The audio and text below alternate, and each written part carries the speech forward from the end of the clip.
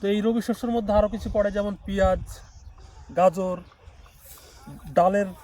ডালের জিনিসগুলো, যেমন মসুর দেখালাম, ডালের আরও যেগুলো যেগুলো হয়, কলাইটা উঠে গেছে, পেঁয়াজ, এটা রবি শস্য।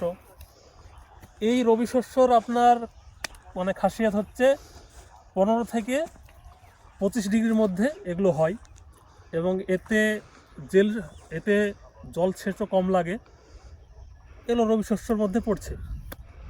এই সময়তে আপনার মাঠের আবহাওয়াটা, মাঠের সৌন্দর্য কিন্তু খুব সুন্দর। আসলে মানে নিজের চোখে যখন দেখবেন রায়ের ফুলগুলো ফুটে আছে, একটা ধোঁয়াশা মানে একটা কুয়াশা কুয়াশা ব্যাপার, আপনি মুগ্ধ হয়ে যাবেন।